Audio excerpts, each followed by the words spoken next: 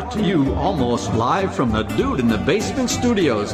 Why? Because that's where the good stuff is. It's Sips, Suds, and Smokes with your smoking host, the good old boys.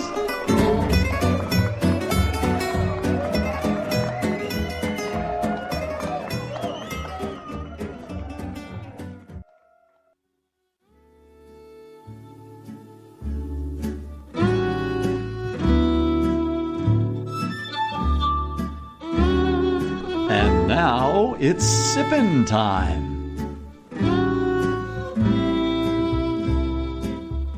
Hello and welcome to this Sips episode where everything good in life is worth discussing. As always, we are the best thing on at 2 a.m. This is a 1-hour show that makes a reasonable attempt at being entertaining for at least 23 minutes.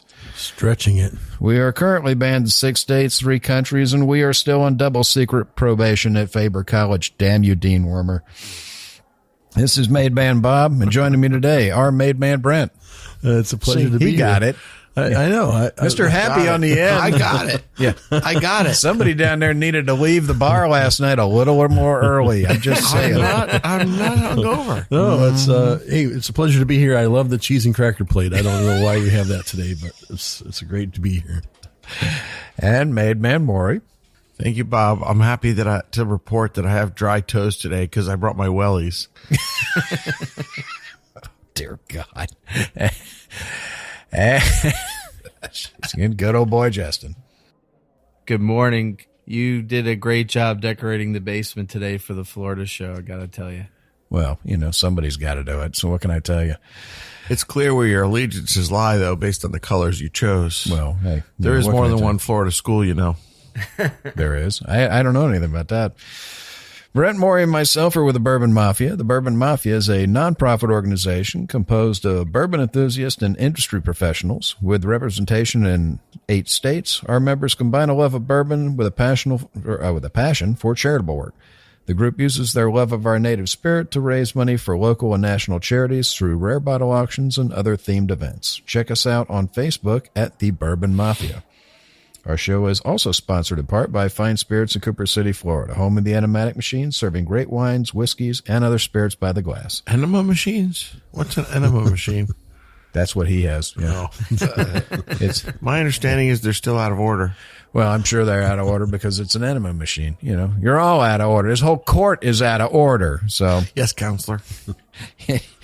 You can find them at www.finespirits.net. And our show is also sponsored in part by the Fort Lauderdale Whiskey Society. To find out more about the society and their events, visit ftlws.com. Or Fort Lauderdale Whiskey Society on Facebook. There you go. Our sip segments are all about wine, distilled spirits, tea, and coffee. In today's show, we're going to be tasting some whiskeys from the great state of Florida. Well, she comes from Tallahassee. Come on.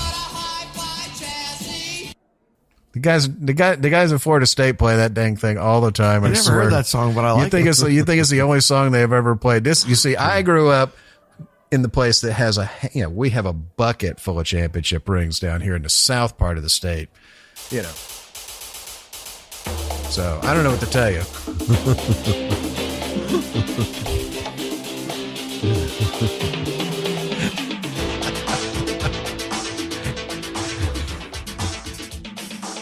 Am I like giving away our age by playing that? You are. I do like your Don Johnson. Yeah, the jacket that he's wearing. Well, I'm wearing no socks in honor of Riggs and Tubbs and all of those guys. So hey, come on. I remember when they used to film that thing down here. We used to go watch them.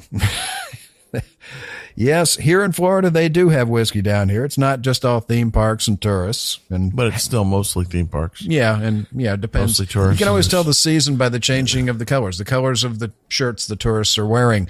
So, that and hanging chads.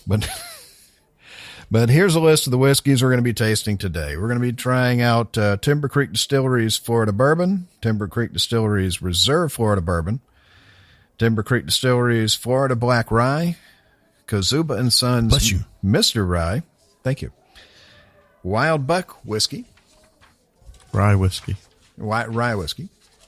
St. Augustine Distillery's bourbon, double cask, and St. Augustine Distillery's port finish. So why don't we get into it and have Brent tell us about our sips ratings? Thank you, Crockett. I am the Crockett to your Tubbs. We'll be tasting and discussing these whiskeys and rating them with our sips rating plus our signature sounds. Here are those ratings now. 1 sip. Give me a glass of water to wash out my mouth.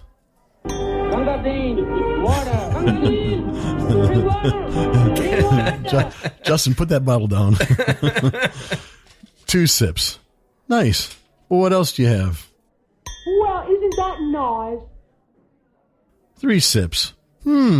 Interesting. What was that again? Interesting. 4 sips. Let's keep this secret to ourselves. Pour me another. That's classified. 5 sips. Oh my. I was unaware anything could be this good. Oh my goodness! Yes! Yes! Yes! Yes! Justin's getting excited about that. He's never heard that sound before. So, Excellent. yes, okay. All right. Thanks, Brent. All right. Let's get started. Lord, right in the toilet. We're 5 minutes in and it's already there. All right. We're going to start out with the first one, Timber Creek.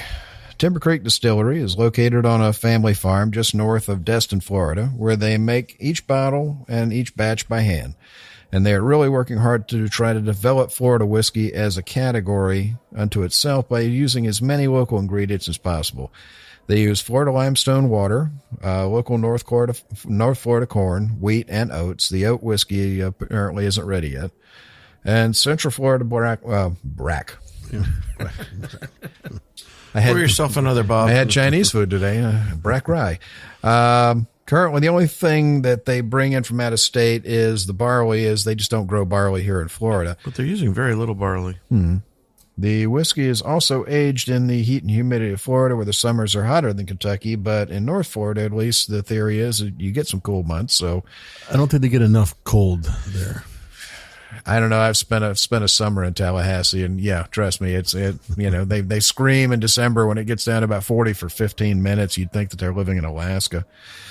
Lastly, all their whiskeys are bottled unfiltered. Timber Creek also differs from many distilleries in that they water all of their grains. Watering is a process usually seen in beer making where you separate the clear liquid wort from the solids of the residual grains. Most bourbon distillers grind to a flour, ferment, and distill on the grain. And they believe that watering gets rid of the tannins from the woody husks of the wheat, rye, and barley and makes for a cleaner spirit with a more clean finish. And then lastly, they mill, cook, ferment, distill, and barrel each grain individually.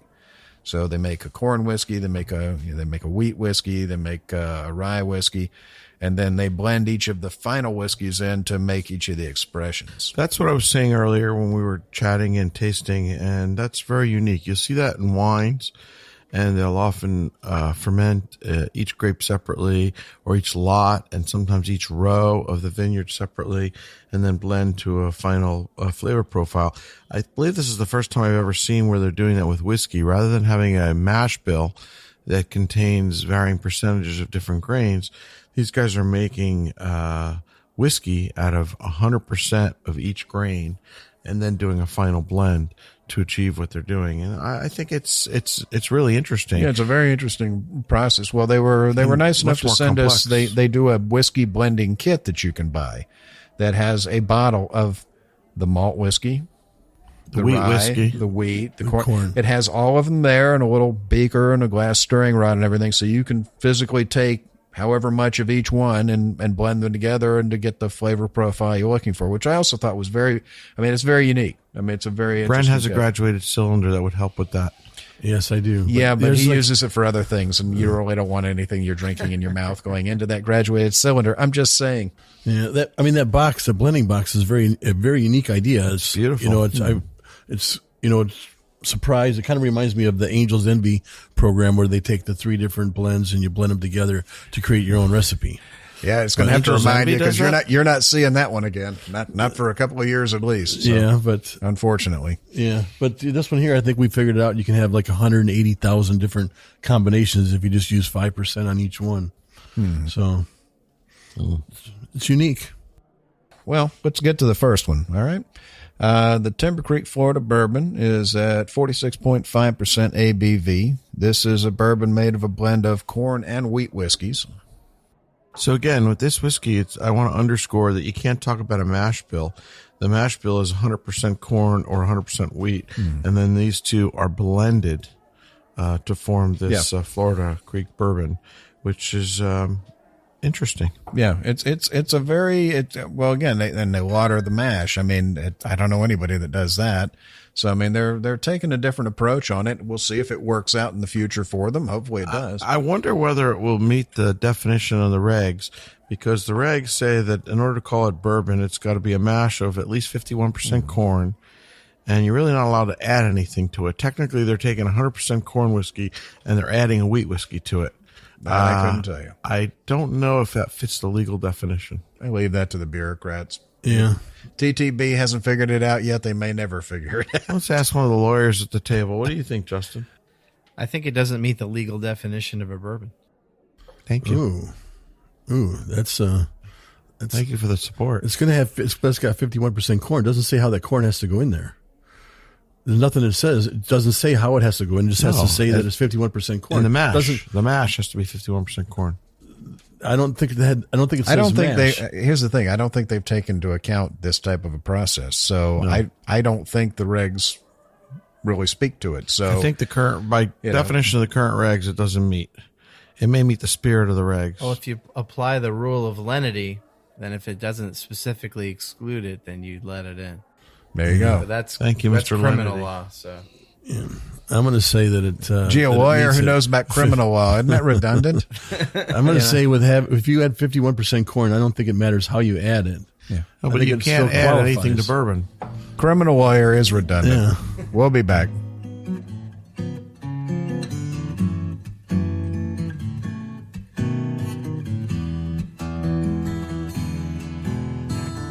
Rolling clouds and crashing surf, iridescent dunes reflecting by the light of a rising, glowing moon. Seashore mesmerizing, night breeze hypnotizing. We've come across these back roads none too soon. Look to the left, to the right. Keep your eyes on the road, my darling. Wondering if we're only passing through. Open roads and open windows. My hand is yours forever, sweet love. And we're back, and we're tasting Florida whiskeys, and we're starting out with the Timber Creek, Florida bourbon. All right, let's get into it. It's got a very light nose to it. On the palate, it's very young. You definitely get a lot of the corn up front. The oak on it is fairly heavy. It's very clean oak. It's not musty or anything. It's very nice and pure oak. Finish on it, medium finish. I think it's a decent whiskey. I'd like to see where it's going to be in another, 18 months to 2 years. I've never heard those words from you before. What? I'd like to see where it's going to be. I'd like to see it. Yeah, I'd like to see it. It's we'll see where it gets. Right now, 2 sips. Well, isn't that nice?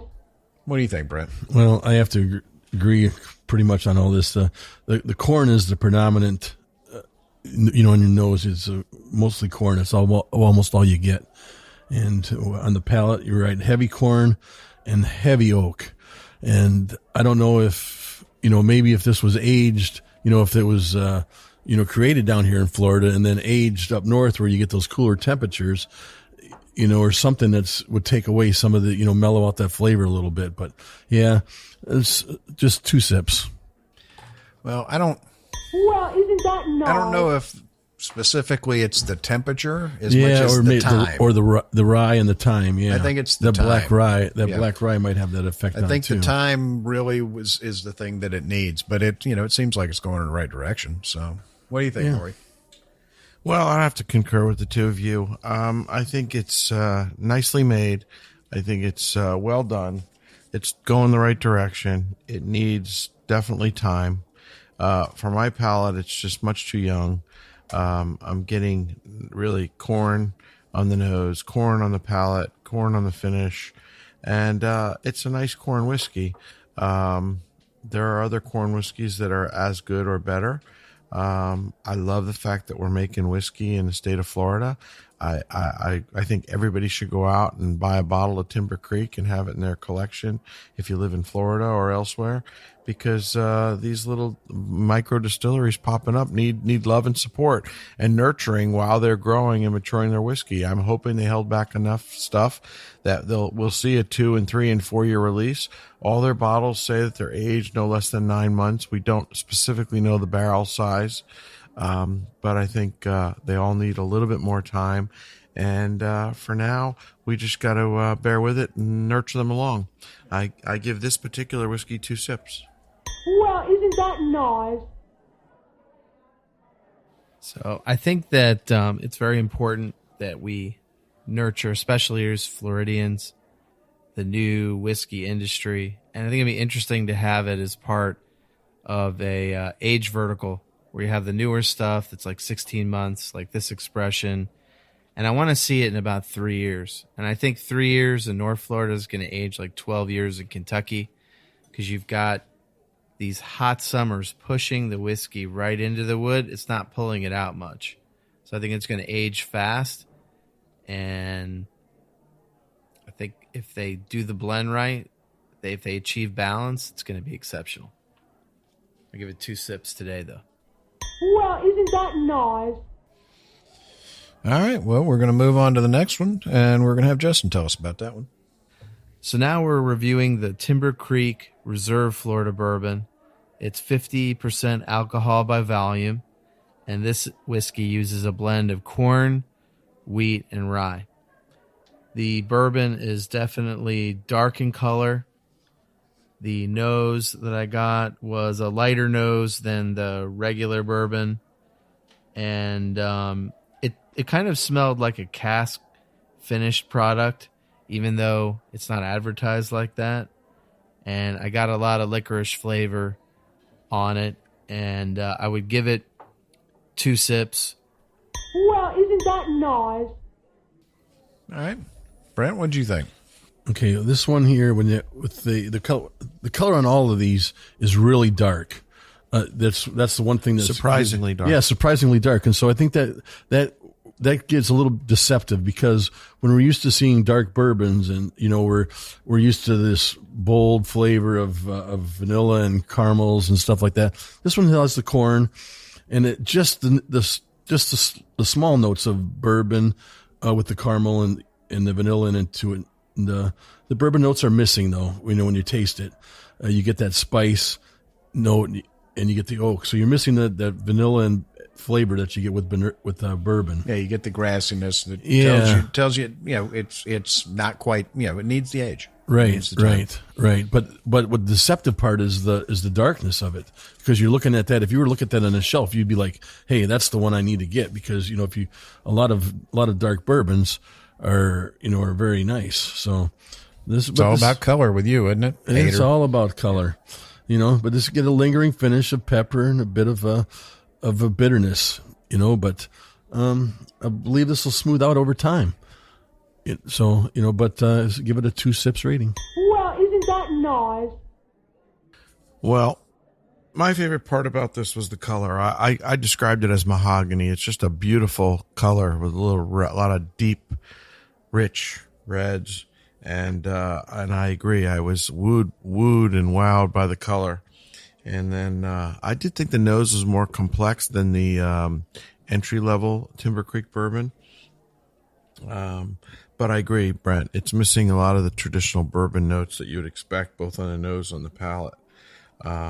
it's definitely got a little bit more complexity on the palate. But what I really, to sum this whiskey up in about 3 words or so, is bitter oak bomb. It's a little bit of, it's got some bitter notes. It's definitely got a lot of oak.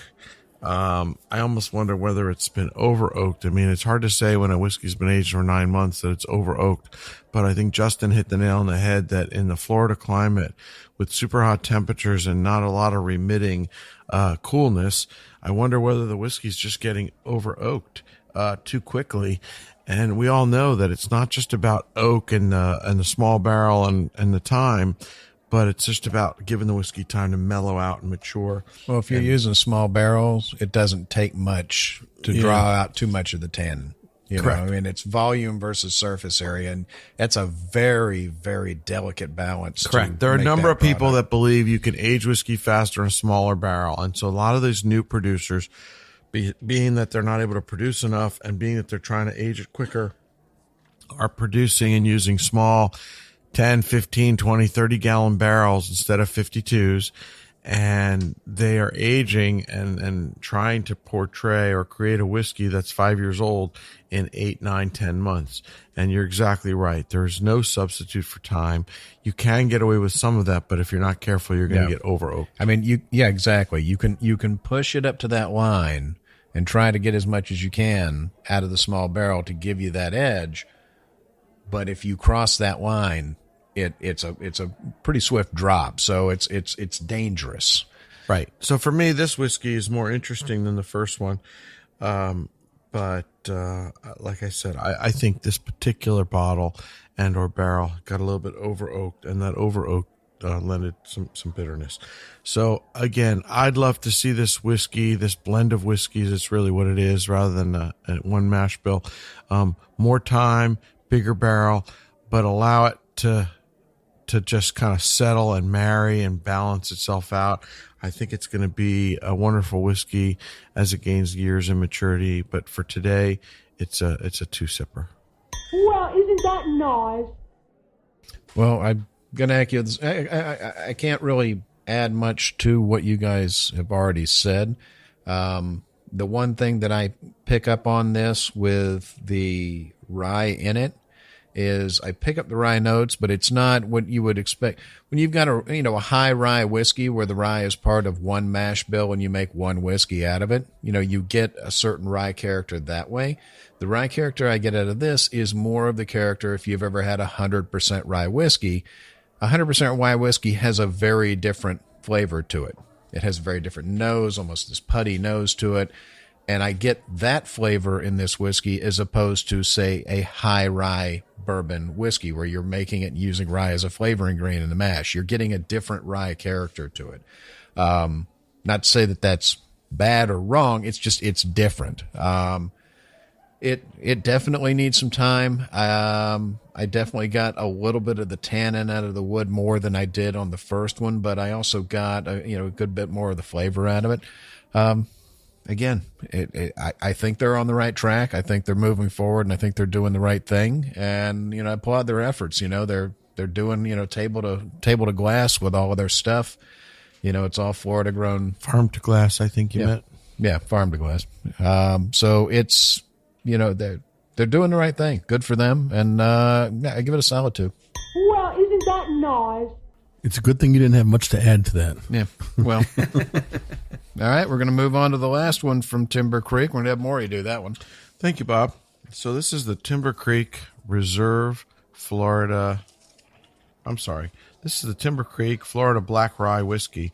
It clocks in at 46.5% ABV, so it's back down at the same proof as the entry-level bourbon, whereas the Reserve was at 50%. This whiskey is made from 100% Florida Black 401 rye. It's a strain of a grain that grows only in Florida. And I do want to applaud what they've done. I mean, for those of you out there that don't know, working with rye is difficult for fermentation. It's difficult in lots and lots of ways. And there are very, very, very few whiskeys that are 100% rye. Even some of the best known ryes that are out there are coming out of one of the biggest rye producers in the U.S. are 95% 5, using that 5% malted barley to give the enzymes to start fermentation. So working with straight rye is definitely a challenge.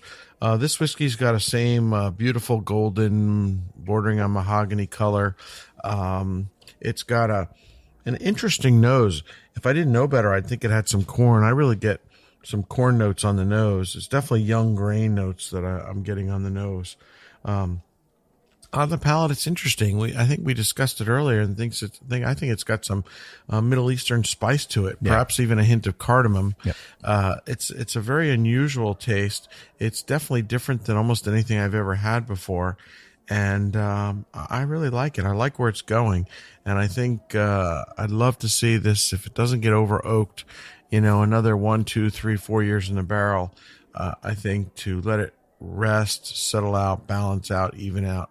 It could potentially be a spectacular whiskey. So I'd love to see more stuff coming out of black rye. I've not had any black rye whiskeys before. I like this one really quite a lot. Of the three, it was definitely my favorite. And with that, I gave it a solid 3 sips. Interesting.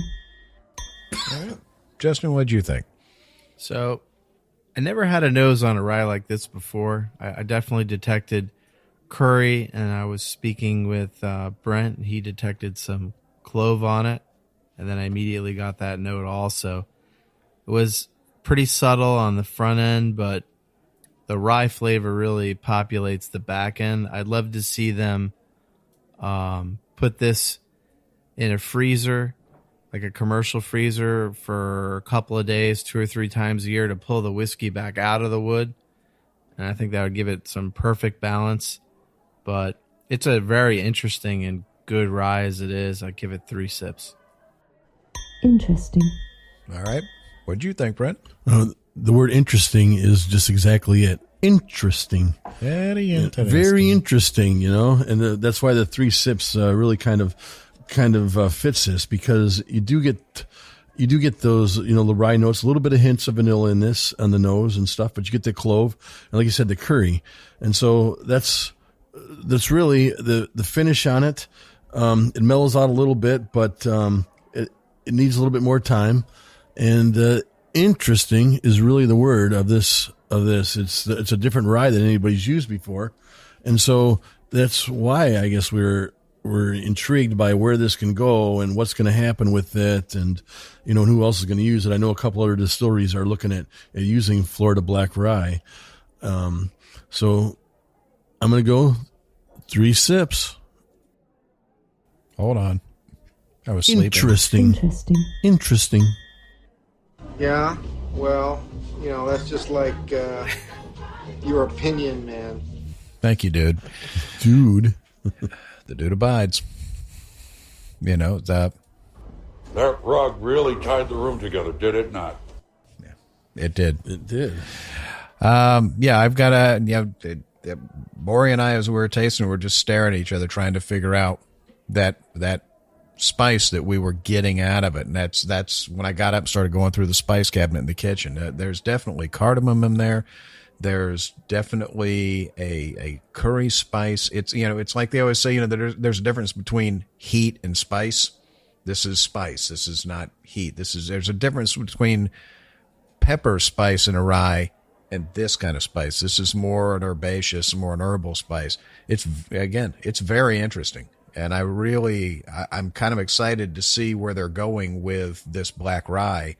If this is what they can get out of it, and you get some, these guys and some other distilleries also working with this, I'd really like to see where they could go with this. Because it's not offensive. No, it's not offensive at all.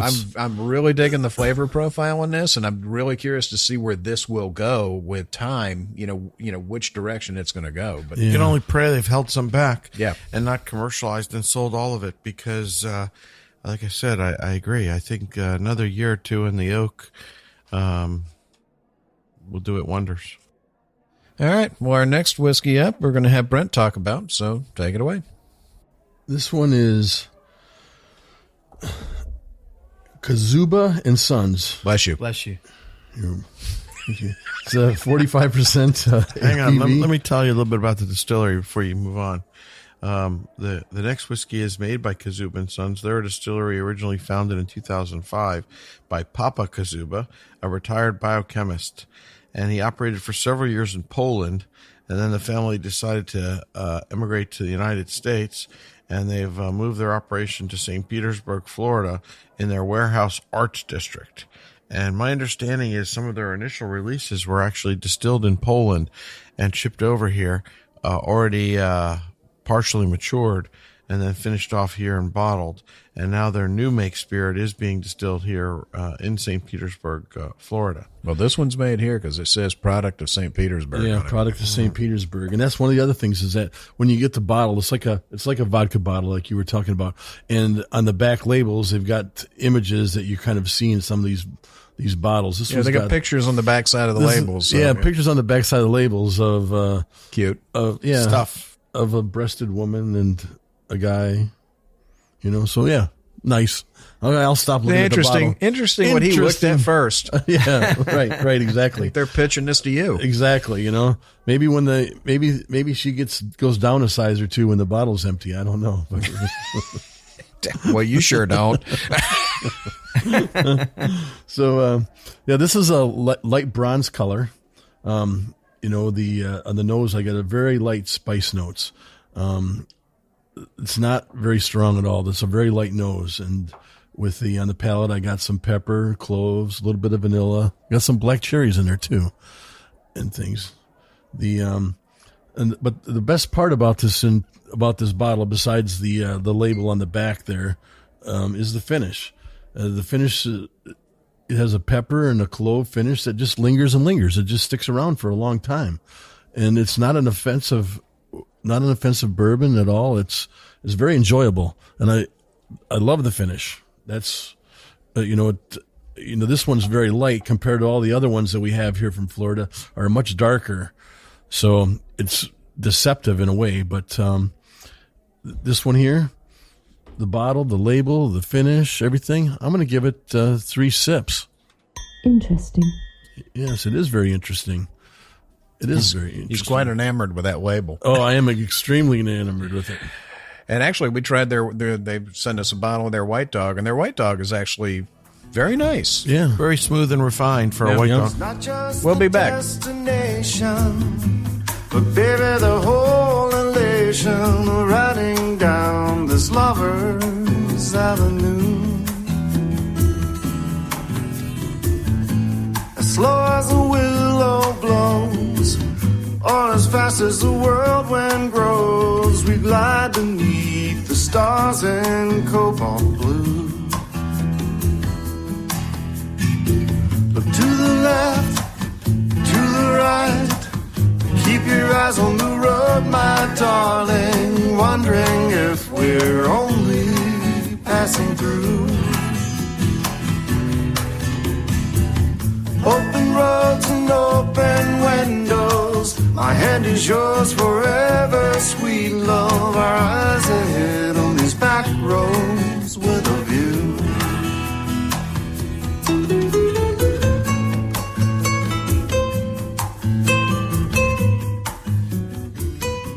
And we're back, and we're talking about whiskey from the great state of Florida. And we were talking about the Mr. Rye from Kozuba Sons. Bless you. Thank you. Eventually, the audience is going to get that joke. Why don't we have Maury tell us what he thinks?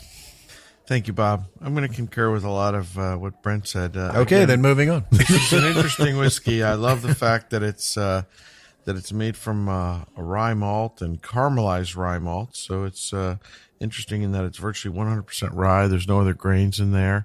I find it very intriguing. It's unusual. It's different than anything I've had before. I'm thrilled that they've set up shop here in our great state, and they're heading in the right direction. We believe that this was aged for 3 years or more in full-size American oak barrels, and I like the fact that they specify that because in contrast to our previous discussion where we believe that maybe the barrels were a little too small, I think the larger barrels are going to avoid the problem of over-oaking. This one's got a really light golden color. It's definitely the lightest of almost anything we've drank today, and it's got a very pleasant nose. It's got some interesting stuff going on in the nose. It's very fairly complex, and doesn't have quite the viscosity as some of the other whiskeys, but it's definitely nice on the palate.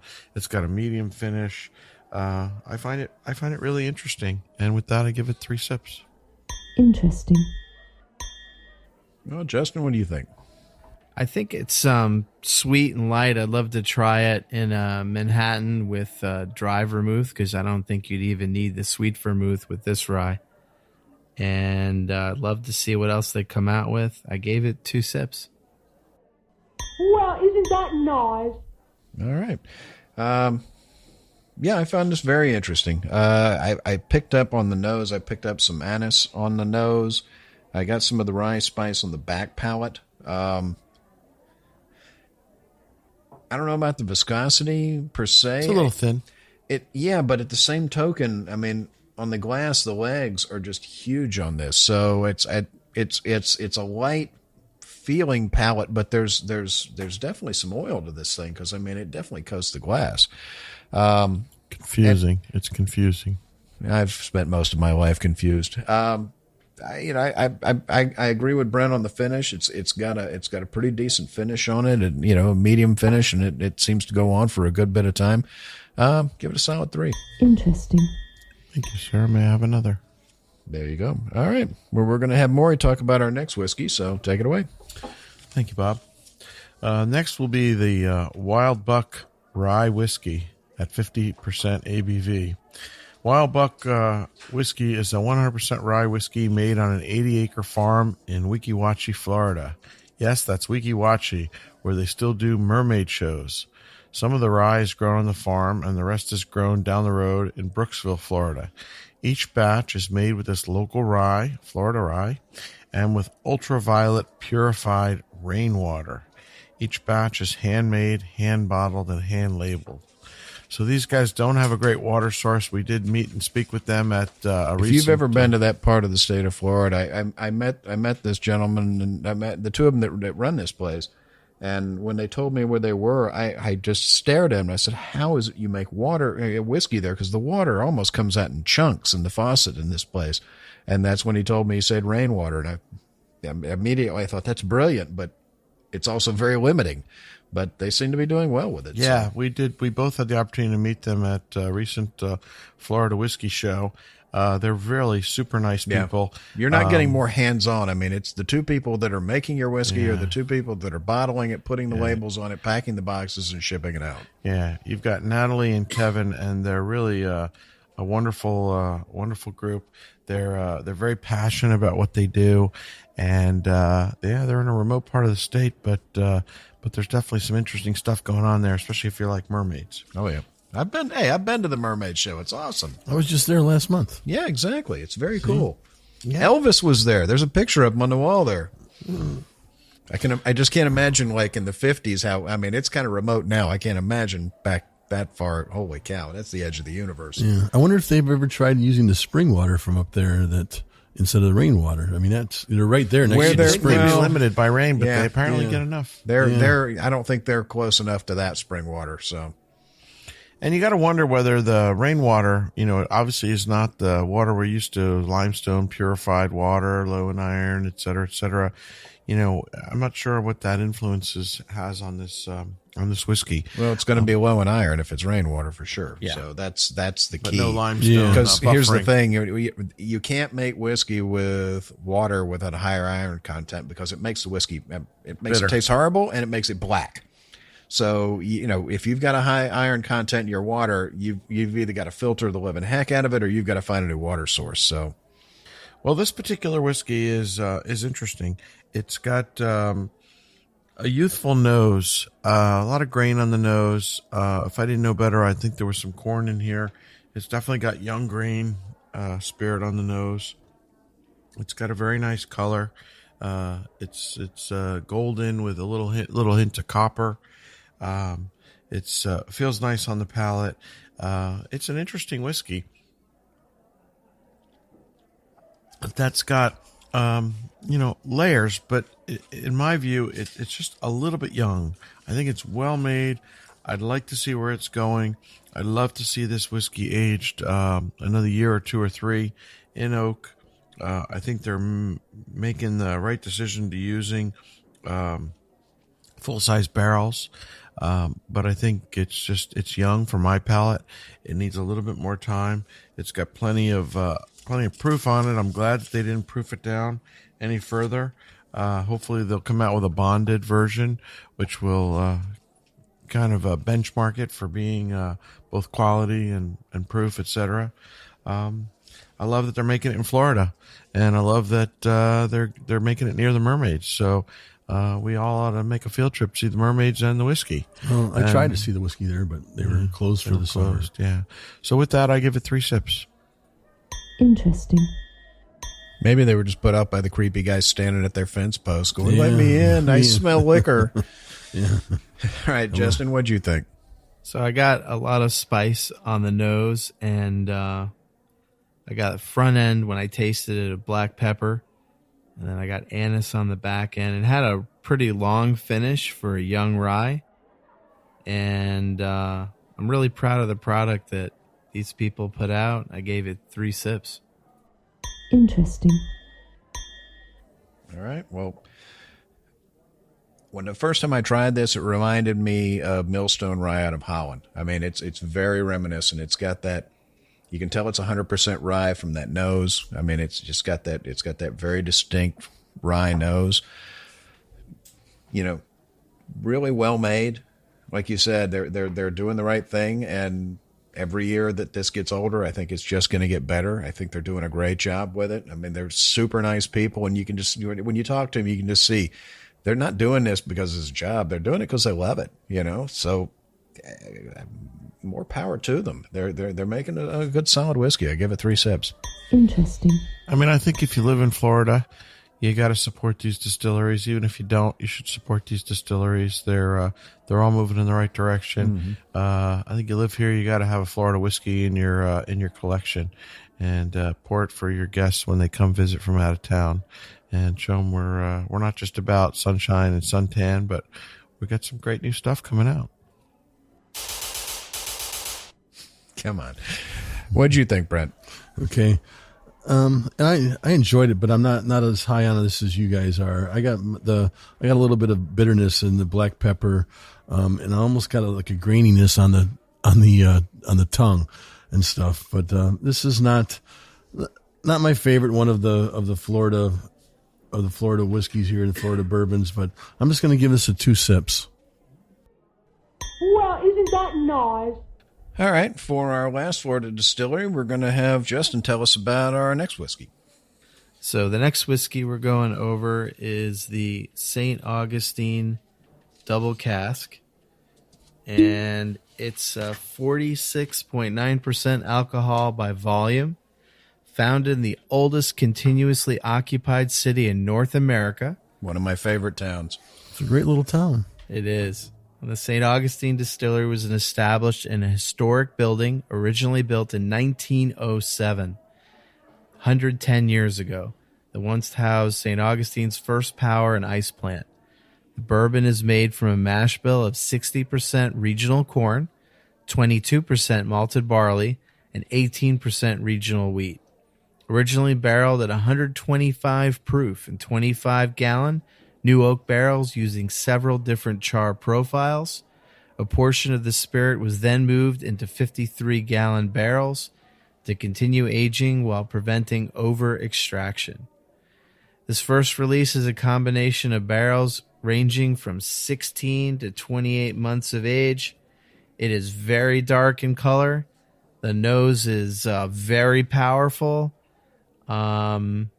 Can be difficult to get used to. I've been smelling it a lot, and I'm starting to get used to it. It's a definitely different profile than Kentucky bourbons of any kind I've ever had before. It's very wine forward on the palate, and there's lots of wood in this thing on the front end. And once the wood recedes, then the wave of wine kicks on. So if you love strong wine and oak, this might be the the whiskey for you. I gave it 2 sips. Well, isn't that nice? I was wondering if he was doing the port finish as well. The port finish is very similar to the double cask. I didn't detect a lot of difference between either one. All right. Well, Maury, what'd you think? Well, I've been there, and I love the place. I love the history. I love the building. The ice plant's pretty spectacular. They've got a little cocktail bar around the side. Yeah, that cocktail bar is hopping. Yeah, and they're doing some really great stuff. And I spent a lot of time and effort trying to source the first couple bottles coming out of there, because I think that, and I do believe these guys are going to be the stuff in time to come. This is a very nice first release. It's well made. It's well put together. It's got beautiful color. It's got nice viscosity on the palate. It's a little bit young. And I admit it that I've been drinking bourbon a long time, and I like mature bourbon on the palate. This has got complexity. It's got layers. It's got notes. It's got a lot of interesting things going on. But on the nose, for me, it's dominated by corn, by young corn. On the palate, get a little bit of the same. I don't really agree with Justin about the wine notes and wine forward. I'm not really sure where that comes from. I do agree that the two expressions that they have are fairly similar, but I don't get a lot of wine on either one of them. I think it's a really nice effort. I think it's got a moderate finish. I gave it 3 sips. All right. Interesting. Brent, what'd you think? Well, the colors on these are, like I said, they're dark. It's a nice dark color, and that's a little bit deceptive, because I'm expecting more flavor out of it when I see something like that. You know, you look at the bottle, you're like, yes, I'm going to get those great flavors out of it. You know, but you get some cloves, some pepper, allspice, and oak. But I'm missing the. Most of these Florida bourbons, I'm just missing that vanilla and caramel and notes. That takes time to come out of the wood. So, yeah, exactly. You know, but so I'm really missing that. And the right, they're interesting, but they're not the same as a classic Kentucky bourbon. Yeah. Right, exactly. That's and the whole thing. They leave them in the barrel longer, they'll start getting those notes. So. Yeah, and and they're using. Of course, they're changing the barrel here on this, so they're going in a putting it from a small barrel to a large barrel. But you have the spice on the finish. I got the spice notes on the front of the tongue, but there's not much of a finish. And to me, the color is the best part of this bourbon. You know, it's so promising, yet I feel a little let down. You know, and I guess let down because of the age, and let down because I'm kind of deceived by the color. So, but I'm just going to give this 2 sips. Well, isn't that nice? Well, I can't really add much to what you guys have said. Well made, well put together. Just needs more time. Nothing fundamentally wrong with it. Just needs more time. And I'm going to give it a 2 sips. Well, isn't that nice? And Brent's going to tell us about the last one that we have for today from St. Augustine Distillery. Okay, this is a St. Augustine Distillery port finished bourbon. It's 51% ABV.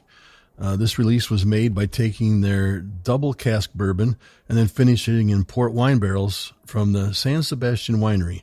It's also right next door. Located right there in St. Augustine. They're using another local source, so they're locally sourcing all as many of their products as they can.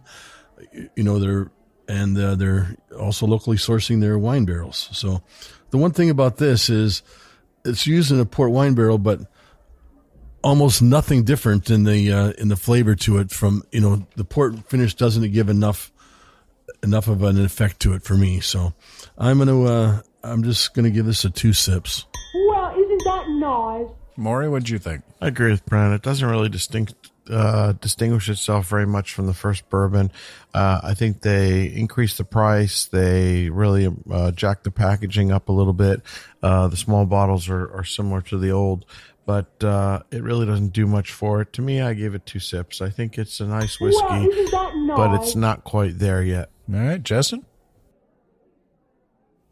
The port finish one I found was very similar to the double cask, and definitely port forward on the nose. It had a longer finish than the double cask, and it was very sweet. And when you open this, let some air get to it. What's your rate? 3 sips. All right. Interesting. All right. Well, that's all the time we have for today. We hope you enjoyed this episode. You catch all of our episodes online as well as on SoundCloud, TuneIn, Stitcher, YouTube, Google Play, PRX, and Spreaker, our native media host. iTunes, Google Play, and our own Android app are the easiest ways to enjoy the show on your phone. Just search for Sip Suds Smokes on iTunes or in the Google Play Store. Be sure to tap subscribe and the show will always be on your phone. We love your feedback, and you can reach us online at info@sipsudsandsmokes.com. Our daily tasting notes flow out on Twitter every day at Sip Suds Smokes, and our Facebook page is always buzzing with lots of news. You'll also be able to interact with the thousands of other fans on those social media platforms. Do us a favor, please. Take the time to rate this episode. It really helps us out, and it lets us get your feedback as well. I want to thank our co-host for joining us today. Thank you, Justin. Thank you. Thank you, Maury. Bob, always a pleasure to be here in the basement.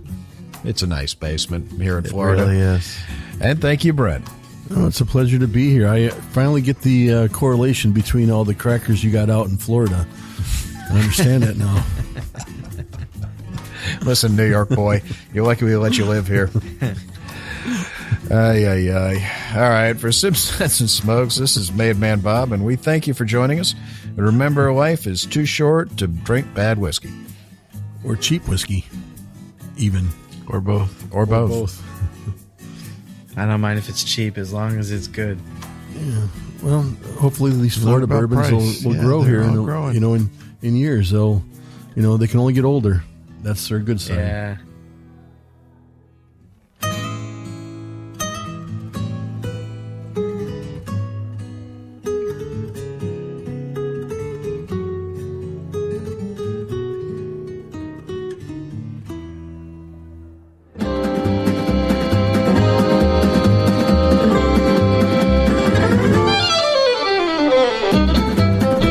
This has been a one-tan hand production of Sip Suds and Smokes, a program devoted to the appreciation of some of the finer slices of life. From the Dude in the Basement Studios, your hosts, the Good Old Boys, will see you all next time.